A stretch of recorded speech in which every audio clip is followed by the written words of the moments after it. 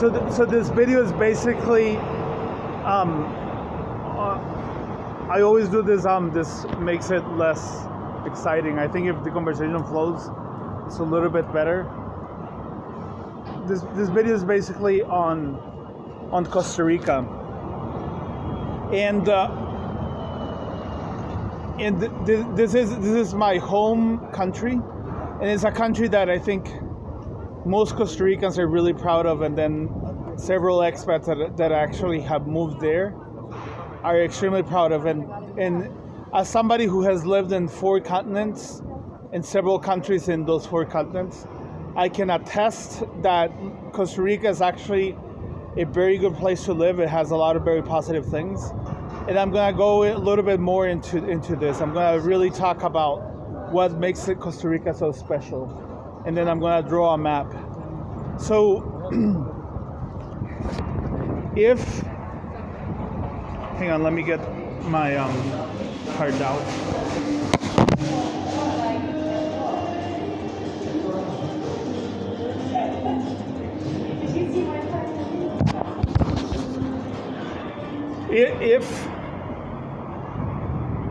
If you look at most Latin American economies, in most countries, in, say, for example, in the Western Hemisphere, we really have 2 continents, North America and South America. There is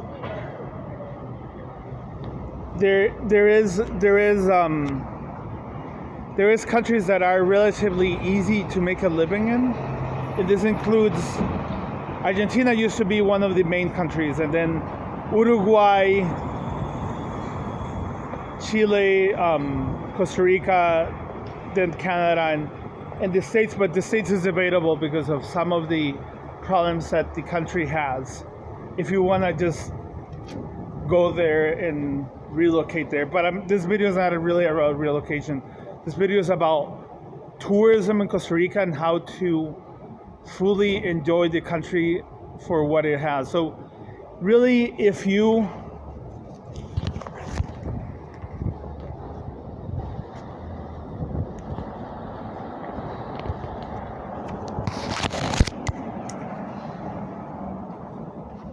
look here at a map of Costa Rica,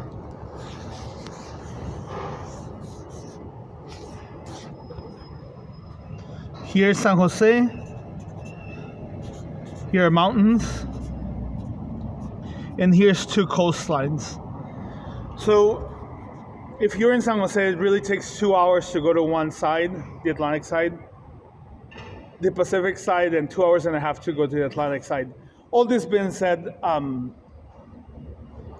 there was a new highway built, the highway to Caldera, which makes it sometimes even if you leave at 3 in the morning, you can get to the coast in about 30 minutes or 40 minutes. No, I think like 45 minutes. This is really impressive. And I have to double check this fact, but I think it's as fast as that if you go down the highway. So really, if you're in a place that has great weather, you're up in the mountains, and then you go to both sides, and you're right in the coast within just a few hours drive, which is quite impressive. And then you get you get 3 different types of coastline in the Pacific, and then 1 type of coastline in the Atlantic. When I say coastlines, I mean like a type of environment associated with like being in the beaches. Like, so for example, if you're in the South Pacific, it's like very lush, then the sand usually is darker, and then I really think the Atlantic, the South Pacific is one of the most remote areas of Costa Rica, but this is changing and it has developed quite a lot. So this is Osa. Then here you have all the Central Pacific, and then you have Guanacaste. So really, the Central Pacific has some of the best breaks, the largest waves in Costa Rica, because it's shaped in a way that it's opened up to receive north swells and south swells. So usually, if you only have your only placed in a place where you only get and receive north swells, then you're only good half of the year.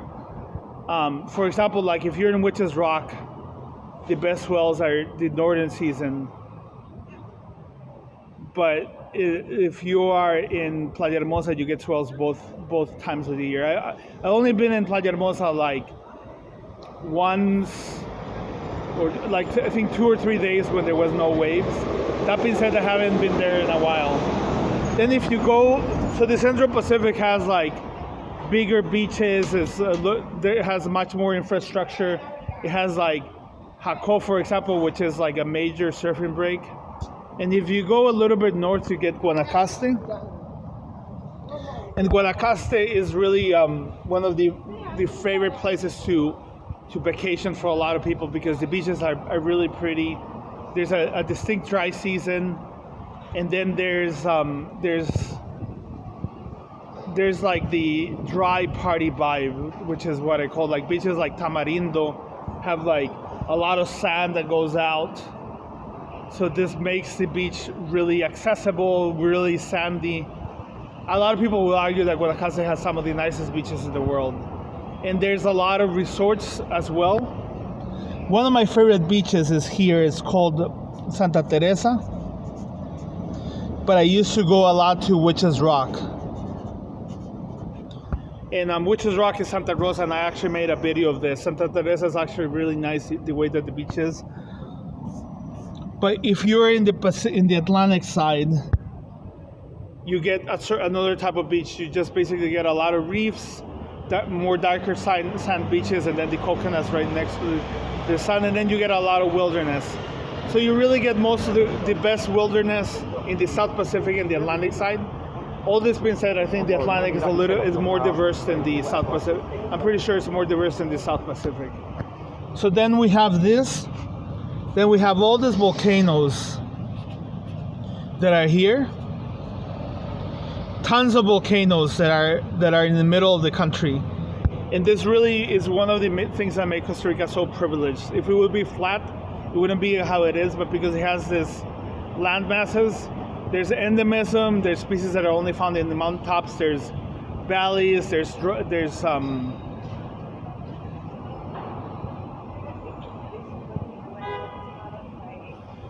a rain shadow effect that creates other seasons. It would be just flat, like I'm trying to think, like Paraguay is really flat. It would not have as much, but Belize is also very flat. But the mountain change just generates a lot of different microclimates, and it also generates a distinct dry season, which is what generated coffee in the first place. It was really the product that jump-started the Costa Rican economy.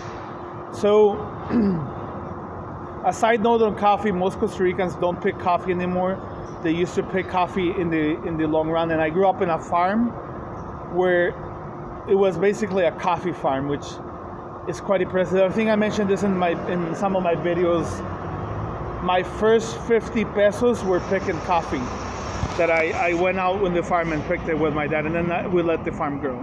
Okay, so going back to Costa Rica and the mountain chain. So we have all these mountain chains, and the mountains are quite high. Like one of the mountains almost makes it up to 4,000 meters, and they used to have glaciers in the last ice age. So we have the diversity of the mountains, which is similar to the diversity that you have in North America and also the Andean region. We have the diversity in the lowlands, and this side is Amazon, what I want to call Amazonic, which is center of endemism is in South America. And then in the Guanacaste area, we have more of the xeric Mesoamerican biodiversity that has some connections with, say, California. So this just creates a very an assortment, a salad of a lot of different animals and plants from other parts of the country. And I also talked a little bit about the geology and the geography. So there's several like live volcanoes, active volcanoes. So this is quite interesting to see, including Arenal, Rincon de la Vieja. And then there's one place where you can see archaeology, which is in Cartago, which is Guayabo, but there's not quite a lot of archaeological sites in the country. Most archaeological sites are really in Peru and Bolivia and Mexico, Guatemala. There's the best type of archaeology. So I talked a little bit about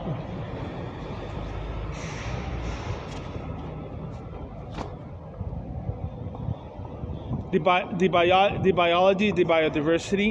Now I'm going to talk about the politics. So, and you can see and also a video of Costa Rica. Why is it so successful in many ways? But the politics of Costa Rica, for example, Bolivia has had, I think in the last 200 years, it had like 170 presidents or something. Costa Rica, most presidents start their term, they do end their term. There's not a lot of coups. I forgot how do you pronounce this. And coup d'etat comes from French. And then the country itself, it's very it has a very decent educational system, and it has a very established and functional healthcare system. So if you break something, you just go to the hospital. Eventually, you get treated. I mean, it's probably better if you have some money to pay for a private clinic, but the healthcare system is there and it's functional, and people use it on a constant basis. You can even get your tooth fixed. Sometimes it's nothing very very big. You can hear also in London. See, this is Oxford Circus. I'm actually in London right now. So one fourth factor is that there's not a lot of racial tensions, and I don't think I ever really understood how bad racial tensions are until I lived in countries with strong racial tensions, like South Africa, for example. I mean, what I've heard, like the Hutus and the Tutsis in Rwanda, for example, is another example. And I can give you more examples of countries like this. So just the fact that you cannot die because somebody from an opposite race hates you is like a very positive thing in Costa Rica. Like this is something that has really messed up the livelihood of a lot of people in different countries. Just people just not getting along for whatever reason. Like I haven't been to Turkey, but like I understand that there's conflict between the Kurds and the Turks. This is not as escalated in the States.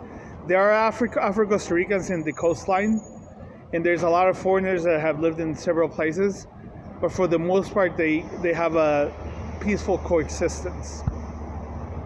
So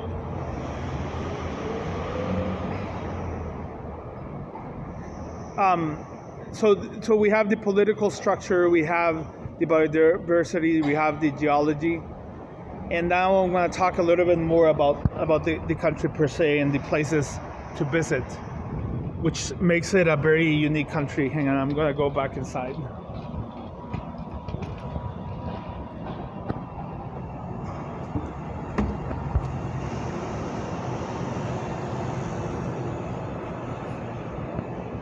So my favorite beaches, as I mentioned before, one of them is Malpais. El Malpais is over here. So this is actually, it has, I think it's right now, it's there's a huge hype on Malpais. There's too many people now. It's called Santa Teresa.